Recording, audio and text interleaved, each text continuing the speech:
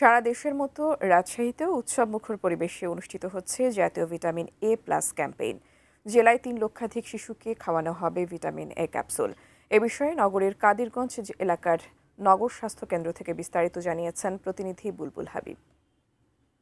পরিবেশে vitamin A capsule খাওয়ানো হচ্ছে শিশুদের সকাল থেকেই, কিন্তু সকাল ৮টা থেকে এই ক্যাম্পেইন শুরু হয়েছে এবং রাজশাহী সিটি কর্পোরেশনের মেয়র তিনি এই ক্যাম্পেইন উদ্বোধন করেছেন সকাল ৮টায়। তারপর থেকে আমরা দেখেছি একে একে শিশুরা এই নগর স্বাস্থ্য কেন্দ্রে আসছেন এবং শিশুদের নিয়ে আসছেন অভিভাবকরা এবং ভিটামিন এ ক্যাপসুল যেটা খাওয়ানোর সেটা খাওয়াচ্ছেন। এবং বিশেষ করে এই যে ক্যাম্পেইন চলছে সেই ক্যাম্পেইনে আমরা দেখেছি ৬ থেকে ১১ মাস বয়সী সকল শিশুকে একটি নীল রঙের ভিটামিন এ ক্যাপসুল খাওয়ানো হচ্ছে এবং ১২ থেকে ৫৯ বয়সী সকল শিশুকে একটি লাল রঙের ভিটামিন এ ক্যাপসুল খাওয়ানো হচ্ছে। রাজশাহী সিটি কর্পোরেশন এলাকায় মোট ৩৮৪টি কেন্দ্রে এই প্রায় ৬৬,০০০ শিশুদেরকে ভিটামিন এ ক্যাপসুল সেটা খাওয়ানো হবে। এর বাহিরে ৩,০০০ শিশুদেরকে জেলার যে ৯টি উপজেলা রয়েছে সেখানে ভিটামিন এ ক্যাপসুল খাওয়ানো হচ্ছে। অর্থাৎ আমরা যে খোঁজখবর নিয়েছি যে সকাল থেকেই খুবই উৎসবমুখর পরিবেশে এই ক্যাম্পেইন চলছে এবং